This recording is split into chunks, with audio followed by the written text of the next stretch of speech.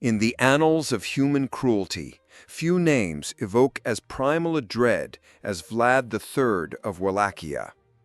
History remembers many tyrants for their conquests or political dominance, but Vlad earned his grim fame through a far more sinister art, the methodical perfection of human suffering.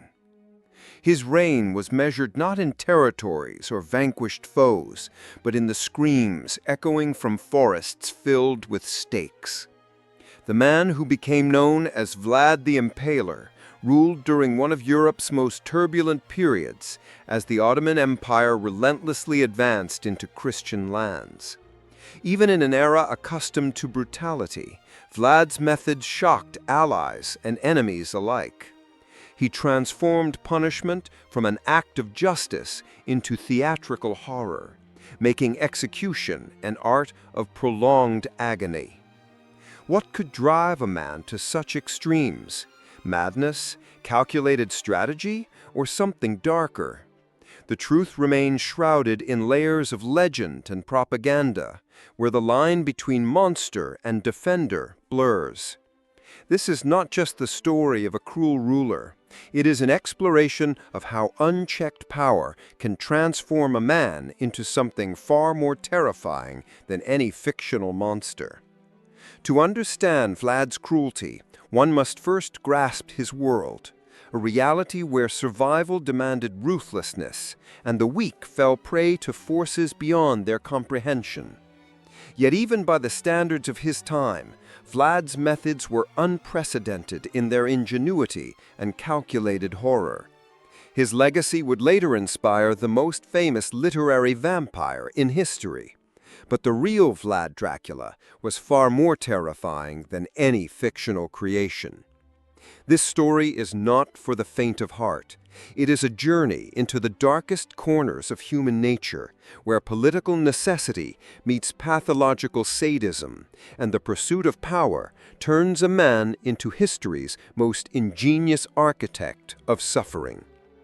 The year was 1448, when a 17-year-old prince first ascended the throne of Wallachia, a small principality caught between the expanding Ottoman Empire and the Kingdom of Hungary.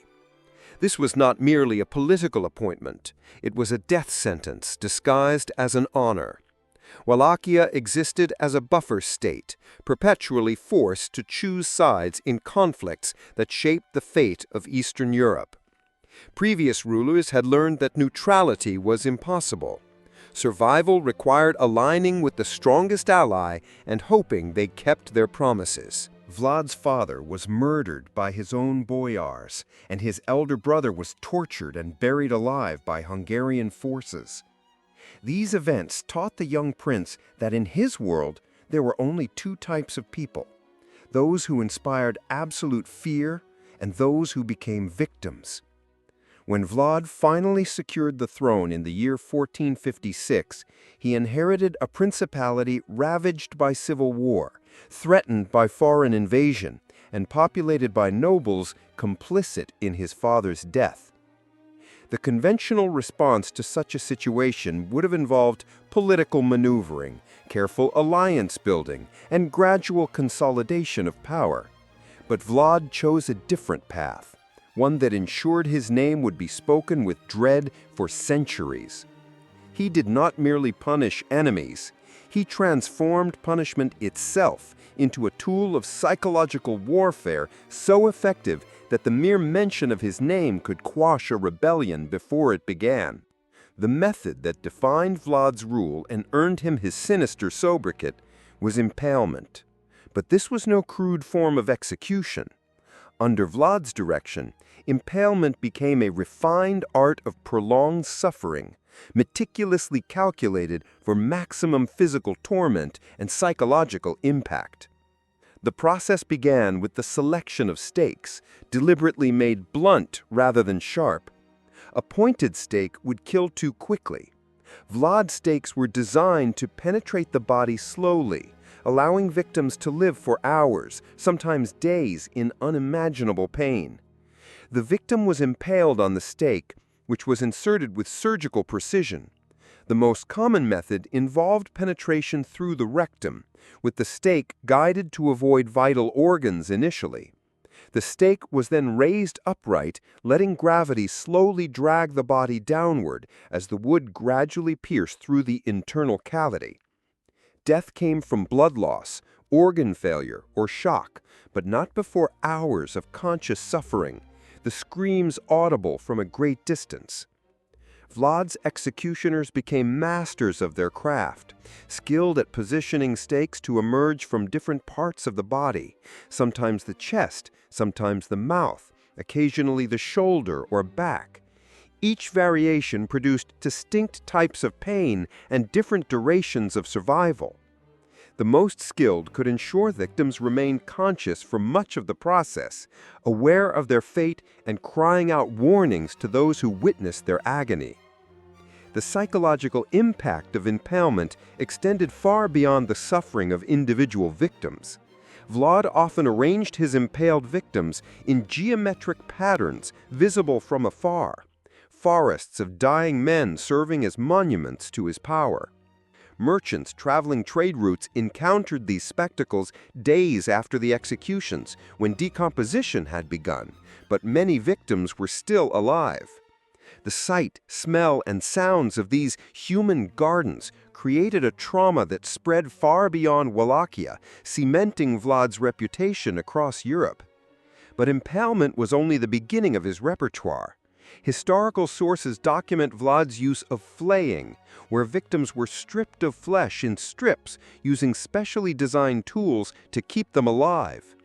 He employed boiling, slowly lowering captives into vats of oil or water heated to temperatures that caused maximum pain without instant death. Bone-crushing devices were used to systematically destroy the body, starting with the limbs and moving inward, allowing victims to anticipate each stage of destruction while remaining conscious.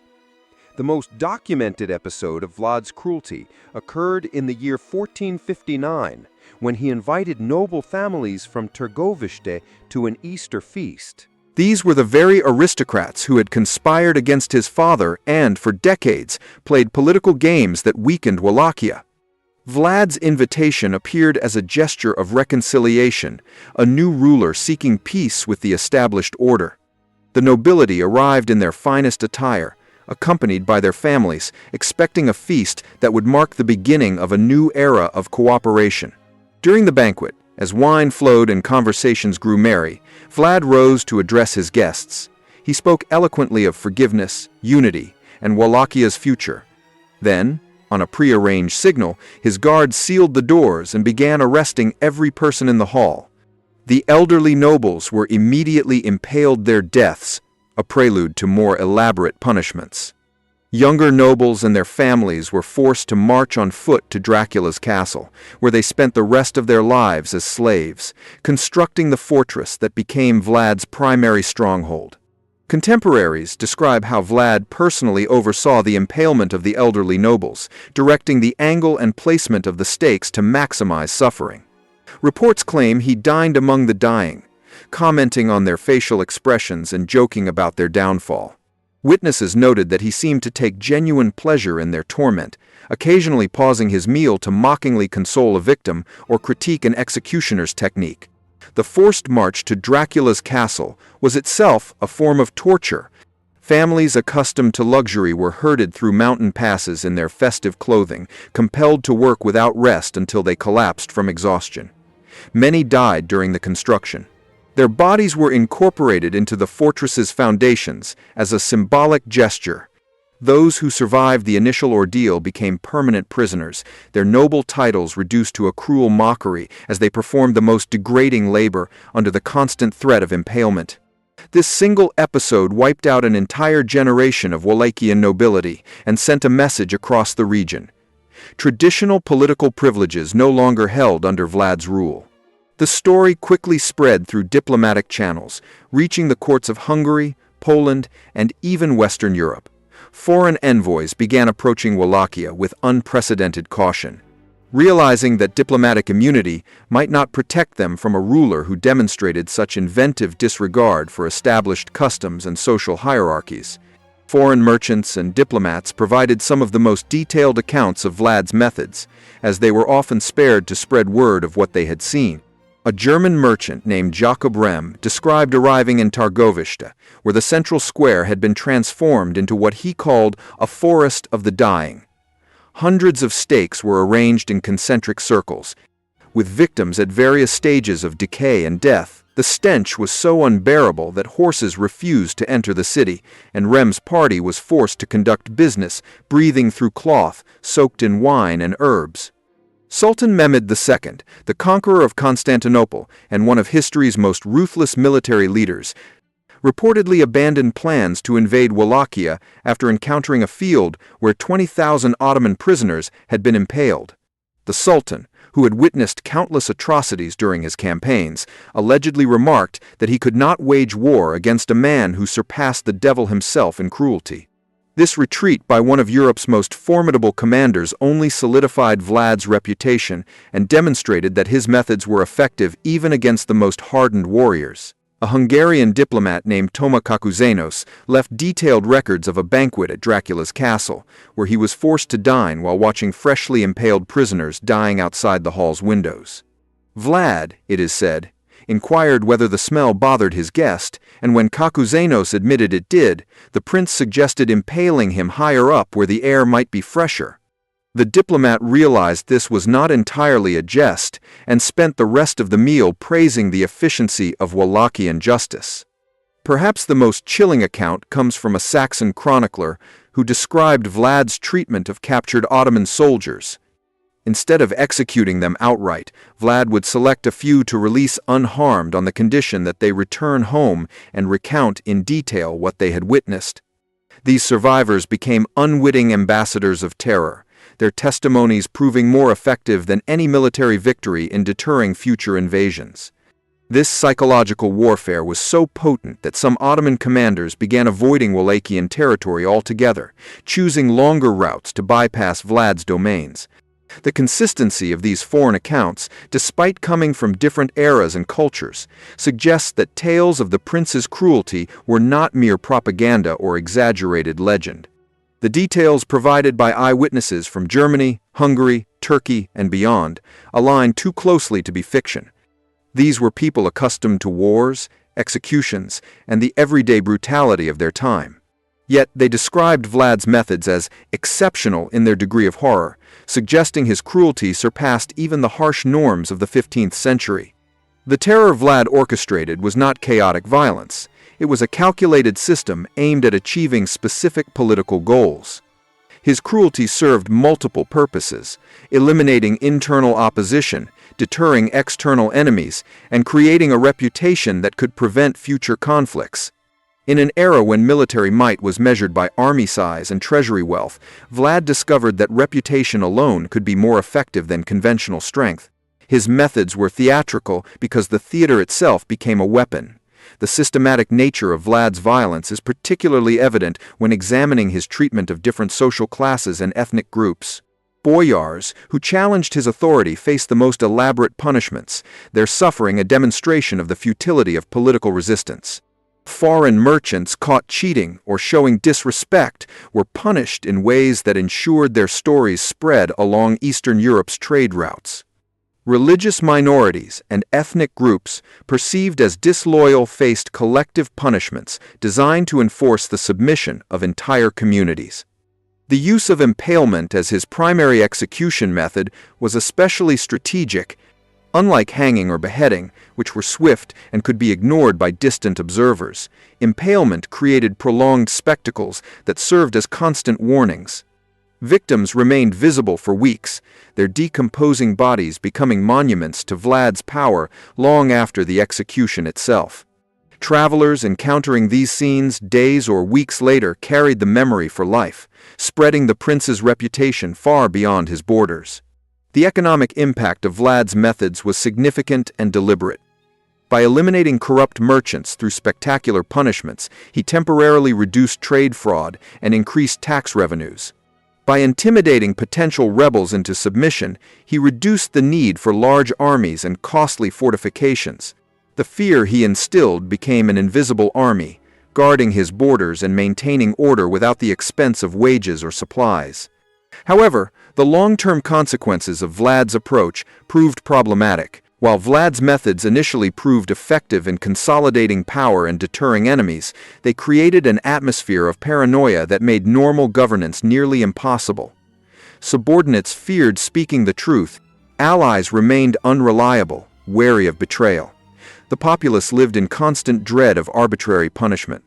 The system that granted Vlad absolute control also completely isolated him, making fear his only tool of rule. The most infamous episode of his reign occurred in the year 1462, when Vlad invited a group of Ottoman envoys to his court under the pretense of diplomatic negotiations. These were not mere messengers, but high-ranking officials representing Sultan Mehmed II. They arrived with demands to increase Wallachia's tribute and discuss terms for continued vassalage. The envoys expected standard diplomatic protocols, ceremonial pomp, negotiations, and the subtle games of medieval statecraft. When the Ottoman delegation refused to remove their turbans in Vlad's presence, citing religious obligations, the prince outwardly accepted their explanation with graciousness. He declared that since the turbans were so important to them, he would ensure they never had to remove them again. The diplomats likely took this as a respectful acknowledgement of their faith. Instead, Vlad ordered his guards to nail the turbans to the envoys' skulls with long iron spikes, permanently affixing the headwear to their bodies. They were then impaled, still wearing their turbans, their deaths serving as Vlad's official response to Ottoman demands. But the horror did not end with the executions. Vlad ordered the bodies displayed along the main road leading to the Ottoman border, ensuring that other diplomatic missions would encounter them before even entering Wallachia. The message was unmistakable. Diplomatic immunity held no sway in his domain. This incident marked a turning point in Vlad's relations with the Ottoman Empire and demonstrated his willingness to violate the most basic principles of international law. Killing envoys was considered one of the gravest crimes in medieval diplomacy, an act that justified immediate military retaliation and branded the perpetrator an enemy of civilized nations.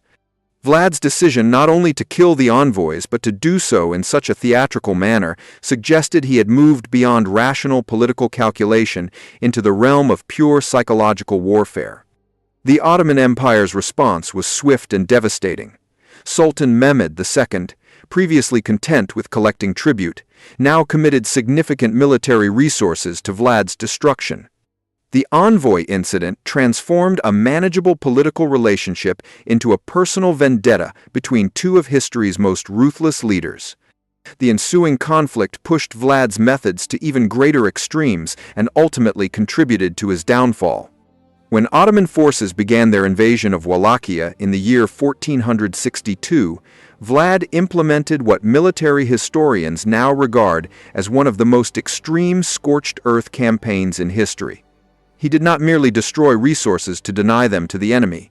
He turned his own territory into a landscape of psychological horror designed to break the morale of the advancing troops. Villages were not just burned, they were populated with impaled residents, creating the illusion of normal settlements, whose true nature was revealed only upon closer inspection. The retreating Wallachian forces left behind carefully staged scenes of atrocities at regular intervals along the Ottoman advance route. Wells were poisoned not only with traditional toxins but also with the decomposing bodies of impaled victims, turning even the water supply into a visual reminder of Vlad's power. Granaries were filled not with grain but with mutilated corpses, and what appeared from a distance as food stores revealed itself upon closer inspection as meticulously arranged installations of human remains, designed for maximum psychological impact. The boldest act of this campaign was a night raid on the Ottoman encampment, targeting not the military headquarters or strategic positions, but the Sultan's personal tent. The goal was not victory in battle. Vlad's small forces could not hope to defeat the massive Ottoman army in open combat. It was an act of pure psychological warfare, meant to demonstrate that even the world's most powerful ruler was not safe from Vlad's reach. The attack did not kill or capture Mehmed II, but it achieved its true purpose, proving that conventional military superiority meant nothing against an enemy willing to abandon all rules of warfare. During the retreat after the failed night raid, Vlad's forces captured several hundred Ottoman soldiers. Instead of holding them for ransom or exchange, Vlad ordered them immediately impaled along the road leading back to the main Ottoman camp. The victims were positioned so their screams could be heard by the advancing troops, who were forced to pass by their dying comrades, listening to their pleas for help. Some Ottoman soldiers, according to reports, deserted rather than continue advancing into what they called the land of the devil himself. The cumulative effect of these tactics was exactly what Vlad intended. Despite the enemy's numerical superiority, the Ottoman advance slowed dramatically. Commanders struggled to maintain discipline among troops confronted with horrors unlike anything they had seen before. Supply lines became unreliable as support staff refused to enter Wallachian territory, and recruitment for the campaign grew difficult as rumors of the nature of warfare in Vlad's lands spread across the Ottoman Empire. The final phase of Vlad's rule revealed how his methods, initially effective, ultimately became self-destructive. By the year 1462, his cruelty had obliterated nearly all internal support, alienated potential foreign allies, and created an atmosphere of fear so pervasive that normal governance became impossible. The boyars who could have provided administrative support were dead or in exile. Merchants who could have generated tax revenue feared conducting business. The common people lived in constant dread of arbitrary punishment. Vlad's isolation became complete when even his Hungarian allies began to view him as a liability rather than an asset. King Matthias Corvinus of Hungary, who had previously supported Vlad as a useful buffer against Ottoman expansion, began receiving reports from his envoys, describing atrocities that went far beyond military necessity. The Hungarian court realized that Vlad's reputation was casting a shadow over his Christian allies, complicating diplomatic relations with other European powers. The end came not through military defeat but through political abandonment. In the year 1462, Vlad was captured by Hungarian forces and imprisoned for 12 years, not as punishment for his crimes, but as a political necessity. His continued presence as a free ruler had become incompatible with Hungary's diplomatic goals, and his methods made him too dangerous to remain an ally. His imprisonment was framed as protective custody rather than punishment. But the message was clear. Even Vlad's supporters could no longer tolerate his active role in politics. During his imprisonment, tales of Vlad's cruelty continued to spread across Europe, taking on increasingly legendary dimensions. German printing presses churned out pamphlets detailing his atrocities, often exaggerated for dramatic effect, but rooted in the documented accounts of surviving eyewitnesses. These publications marked the beginning of Vlad's transformation from a historical figure into a cultural symbol. The real man began to vanish behind a mythology of absolute evil, which centuries later would inspire Bram Stoker to create the character of Count Dracula. When Vlad briefly returned to power in the year 1476, his methods remained unchanged, but their effectiveness had waned. The world had adapted to his tactics, and while his reputation still inspired fear, it no longer carried the same paralyzing impact. His death in battle that same year marked the end of an era in which one man's cruelty shaped the political landscape of an entire region. The man who ruled through terror died as he lived in violence, surrounded by enemies and abandoned by the loyalty of those he sought to protect. Vlad the Impaler's legacy extends far beyond the 15th century and Wallachia. It has influenced literature, political theory, and our understanding of the corrosive nature of power. His methods demonstrated that systematic cruelty could yield short-term political results, but at the cost of long-term instability and loss of moral legitimacy.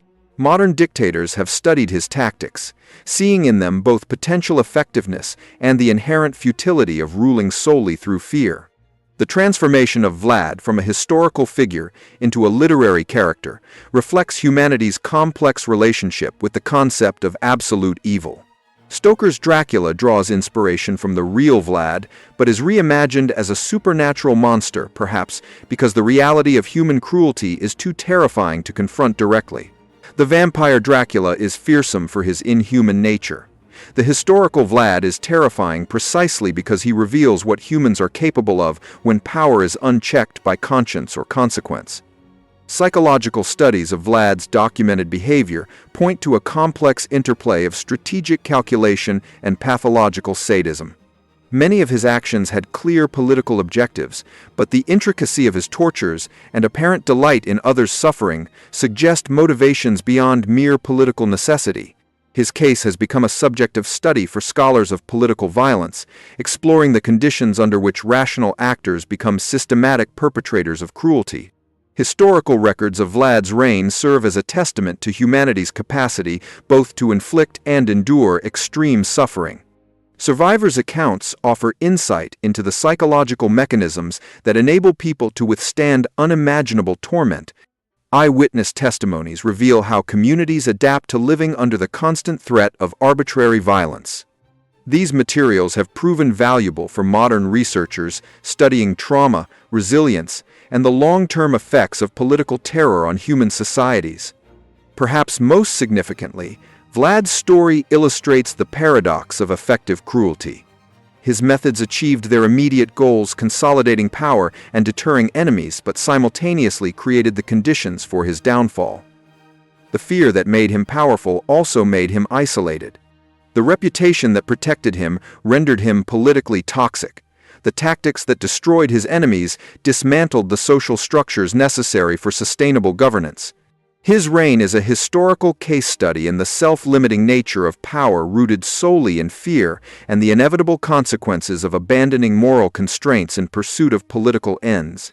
In studying the life and methods of Vlad the Impaler, we confront uncomfortable truths about human nature and the corrupting influence of absolute power. The story of Vlad the Impaler compels us to ask, does the potential for such calculated cruelty lie dormant within us all, waiting for the right circumstances, opportunity, and justification to emerge?